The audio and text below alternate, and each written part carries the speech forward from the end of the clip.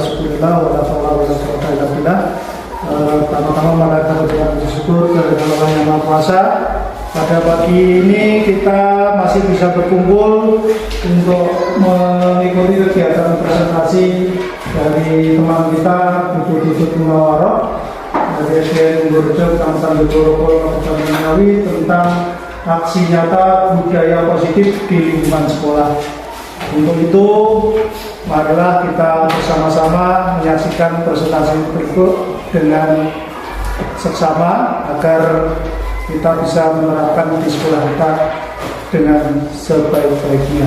Terima kasih. Monggo waktu dan tempat kami persilakan untuk tutup menyampaikan presentasinya. Terima kasih. Assalamualaikum warahmatullahi wabarakatuh.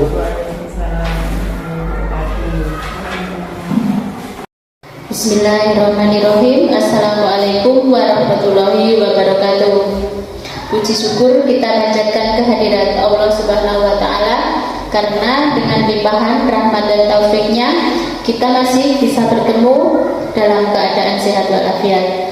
Selanjutnya, sholawat serta salam semoga tetap terlimpahkan kepada junjungan Nabi Muhammad SAW yang akan kita nantikan syafaatnya mulai dari dunia sampai nanti di hari akhir.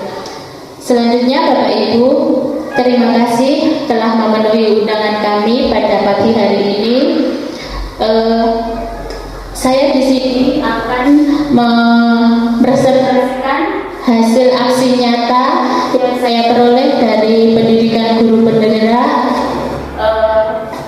mengenai budaya positif, di mana budaya positif ini terdapat pada modul 1.4. Terima kasih. Presentasi ini kami susun untuk memenuhi tugas aksi nyata pada modul 1.4. Unsur saya sendiri, Tutut Munawaroh, kemudian fasilitator Bapak Budi Santoso, dan pengajar praktek kelompok kami adalah Ibu Suprapti Ningsih. Dari budaya positif. Budaya positif adalah pembiasaan yang bersifat positif atau baik. Budaya positif ini akan membuat siswa merasa aman dan nyaman saat pembelajaran berlangsung. Budaya positif mendorong siswa untuk berpikir dan bertindak positif sesuai dengan profil belajar Pancasila. Jadi Bapak Ibu guru, budaya positif ini nanti jika kita mengembangkannya dan kita akan memberikannya kepada anak, maka anak didik kita nanti diharapkan mereka itu bisa memiliki karakter yang positif, kemudian mereka juga bisa berpikir positif, dan akhirnya nanti mereka itu akan bisa memperoleh atau tujuan dari profil belajar Pancasila ini nanti bisa tercapai. Pengertian disiplin positif.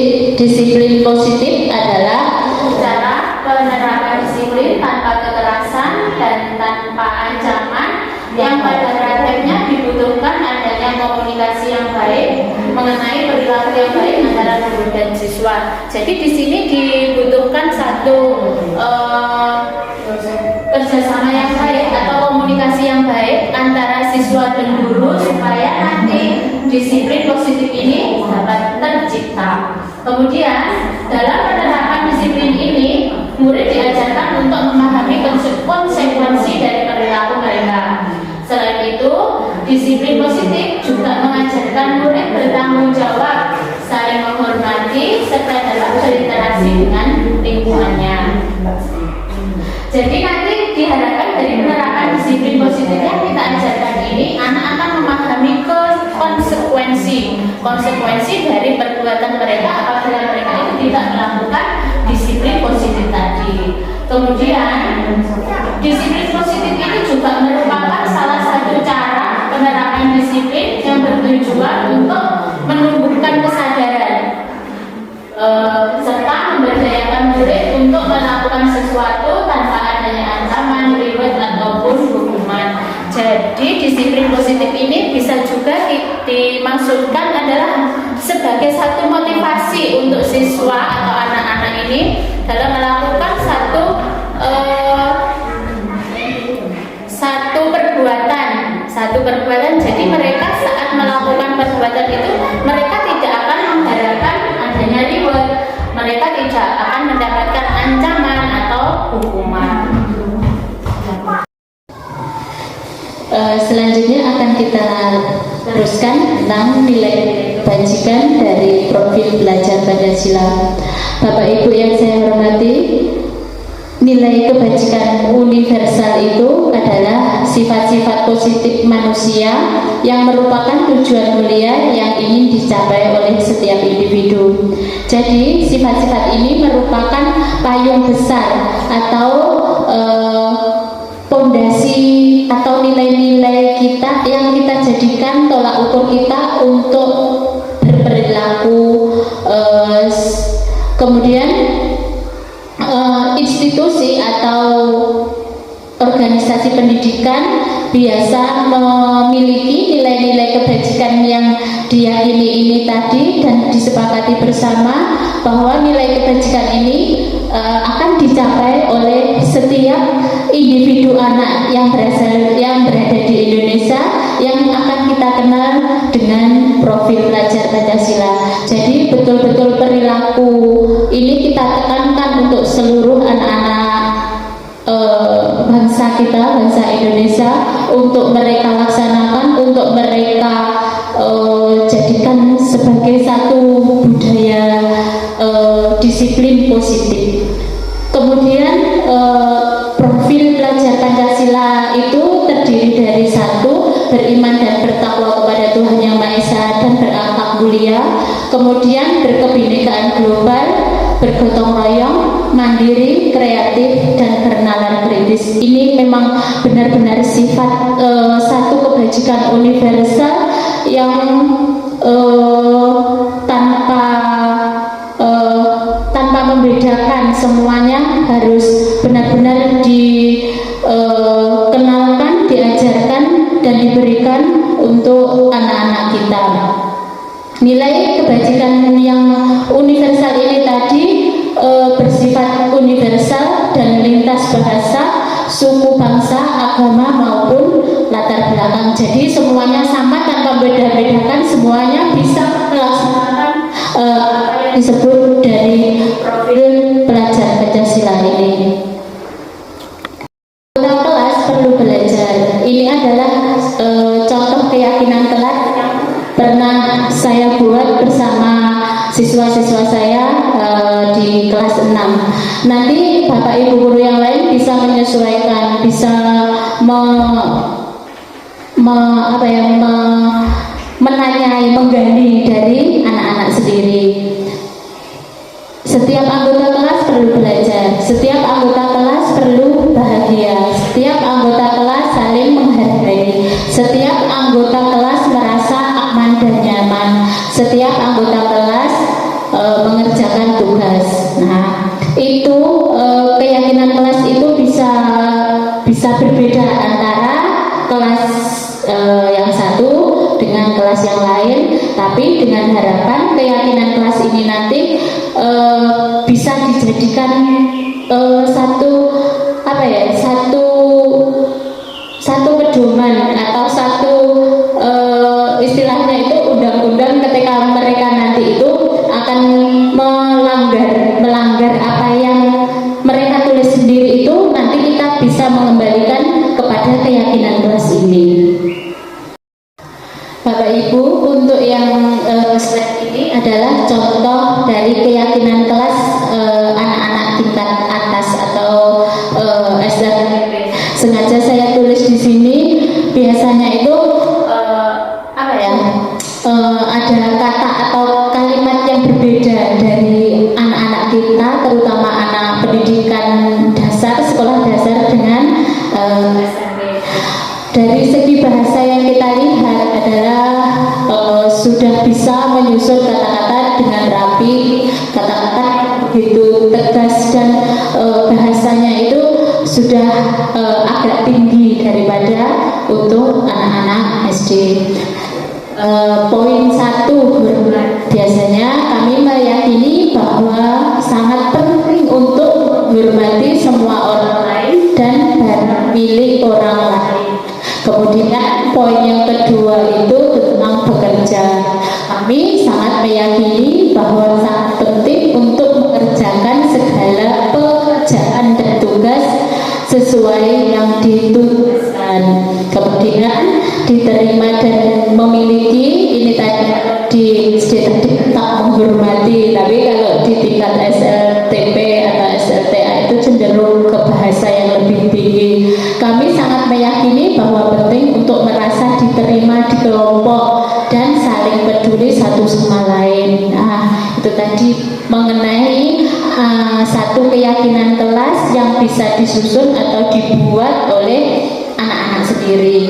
Itu hasil apa ya, hasil curah pendapat mereka, hasil pemikiran mereka sendiri. Oh, saya ini di kelas harus bagaimana, itu biasanya mereka nanti bisa berpikir. Untuk anak-anak kelas rendah, kelas 1, 2, 3 itu nanti bu guru, pak guru bisa mendampingi, membimbing. Misalnya kita mempunyai pertanyaan, kamu itu di kelas ingin seperti apa, kelasmu ingin menjadi seperti apa, itu nanti kita bantu seperti itu saat membuat keyakinan kelas. Kenapa keyakinan ini berbeda dengan peraturan? Saya rasa kalau keyakinan ini lebih cenderung itu tadi memiliki nilai intrinsik dari dalam supaya kita itu bisa melakukan disiplin tadi. Kalau peraturan itu kadang masih suka dilanggar atau diterobos begitu. Nah, beda kan kalau keyakinan. Misalnya Bapak Ibu, mari kita lanjutkan untuk slide selanjutnya adalah tentang 5 kebutuhan dasar manusia. Tanpa dipungkiri, manusia itu melakukan satu tindakan itu untuk memiliki tujuan tertentu.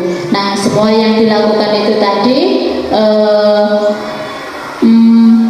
untuk memenuhi satu rasa yang kita inginkan. Sedangkan kebutuhan manusia itu pada dasarnya adalah ada 5. Yang pertama, kebutuhan untuk bertahan hidup. Kebutuhan bertahan hidup ini berkaitan dengan fisiologis mereka, termasuk kebutuhan untuk bertahan hidup ini adalah kesehatan, kemudian rumah, dan juga makanan. Kebutuhan biologis sebagai bagian dari satu proses termasuk adalah dalam jenis kebutuhan dalam bertahan hidup ini juga. Kemudian yang kedua adalah kebutuhan rasa cinta dan kasih sayang. Kebutuhan ini bisa juga dikatakan sebagai satu kebutuhan untuk diterima.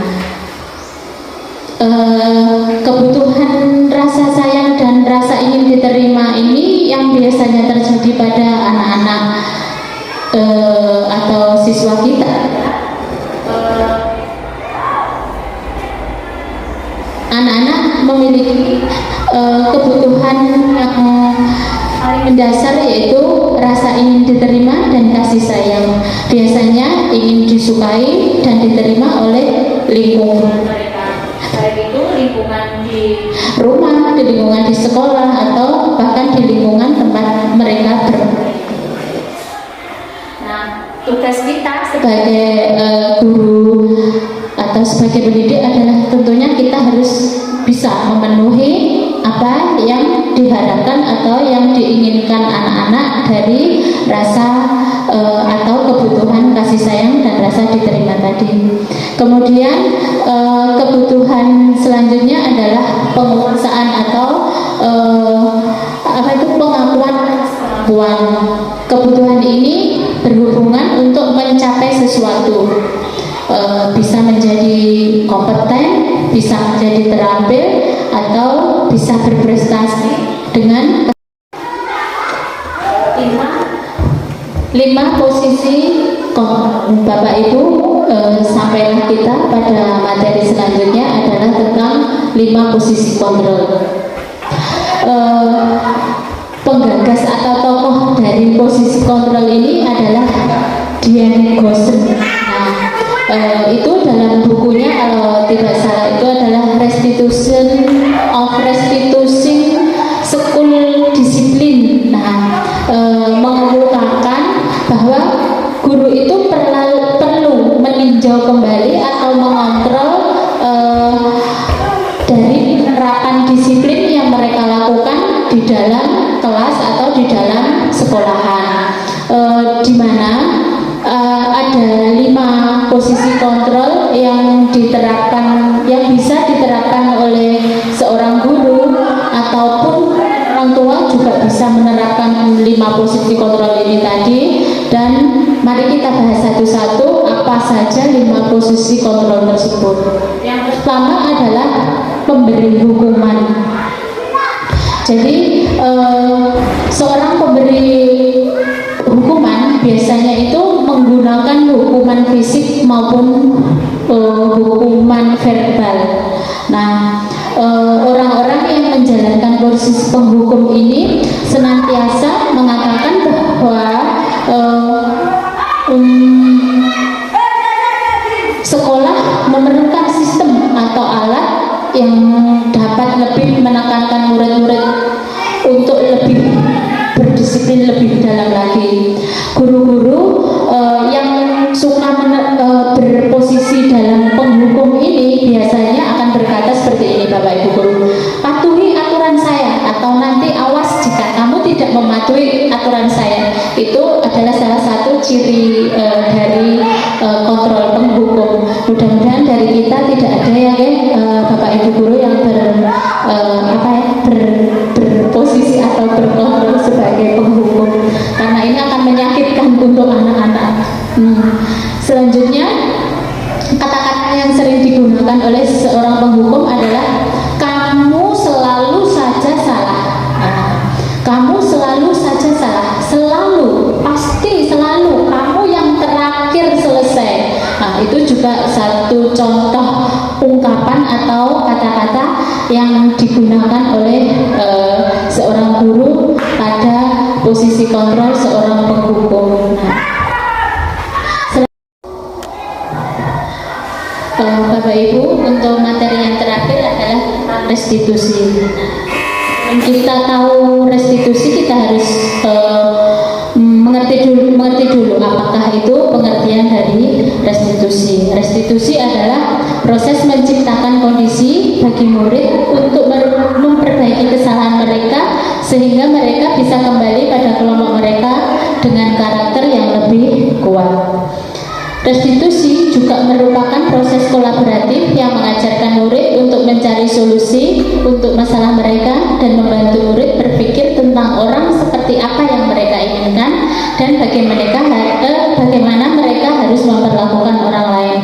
Jadi nanti restitusi ini adalah sejenis kalau istilahnya itu adalah bimbingan dan penyuluhan. Untuk lebih jelasnya nanti saya akan memutarkan video tentang praktek restitusi yang pernah saya lakukan. Mungkin dari pengalaman saya ini nanti Bapak Ibu guru bisa mencontoh ketika terjadi satu kasus atau permasalahan pada kelas Bapak Ibu guru yang Anda pegang sekarang ini.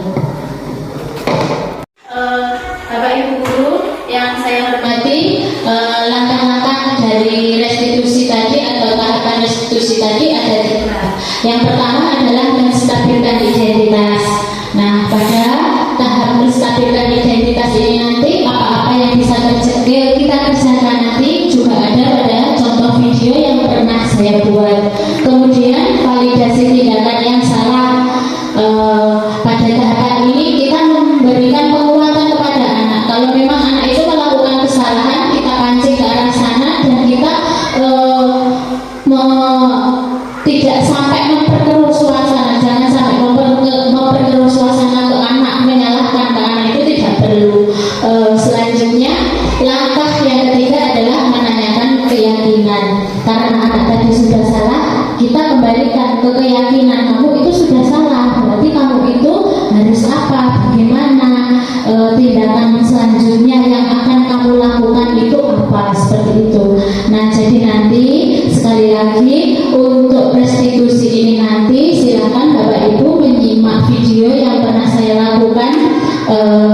Jadi nanti kita bisa mengetahui langkah-langkah dalam melaksanakan restitusi ini. Demikian. Ya, terima kasih. Berikutnya ini adalah seksi tanya jawab kepada Bapak Ibu.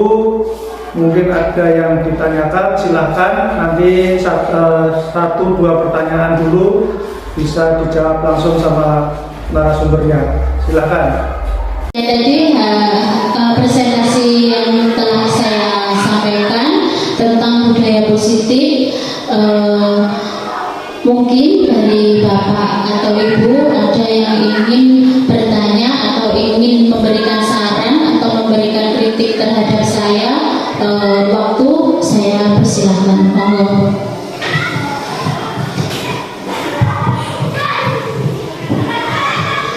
Terima kasih.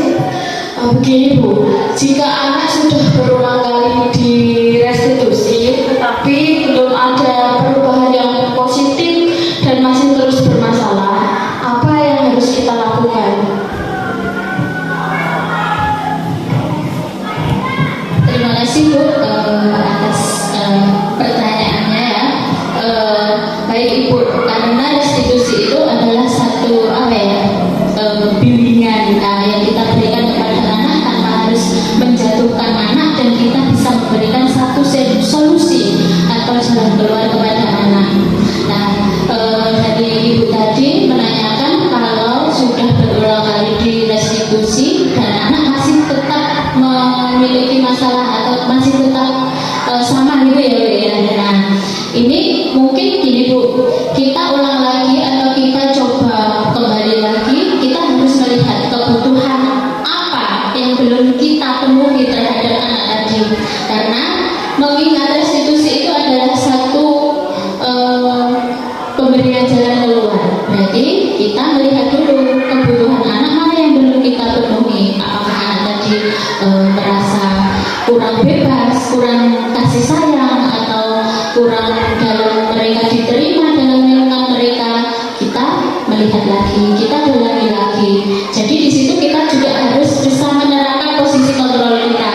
Kita itu saya rasa dalam hal ini kita menerapkan posisi kita sebagai pemantau. Jadi kita harus punya data, kita harus punya bukti, kita harus punya satu pegangan ketika kita nanti merestitusi anak itu tadi. Mungkin seperti itu Bu. Satu lagi Bu, meskipun kita kadang di sekolah sudah memenuhi kebutuhan anak, memenuhi apa yang anak mau, tapi kita juga harus memperhatikan di rumah itu seperti apa. Kita juga harus bisa berkomunikasi yang baik dengan orang tua. Kemudian tidak memungkinkan juga memungkinkan kita bisa melihat anak-anak itu di dalam lingkungan masyarakatnya.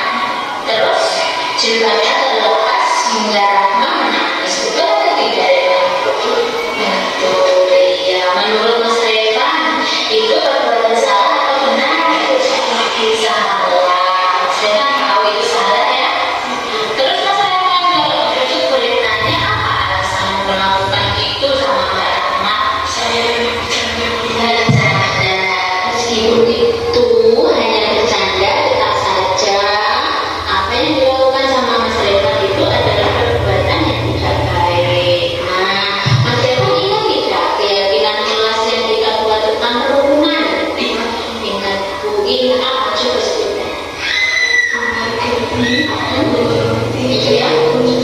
Isunya itu kesepakatan kelas yang kita buat bersama, jadi kita juga harus melaksanakannya secara bersama-sama. Mas Revan menyesal? Saya menyesal bersalah. Iya.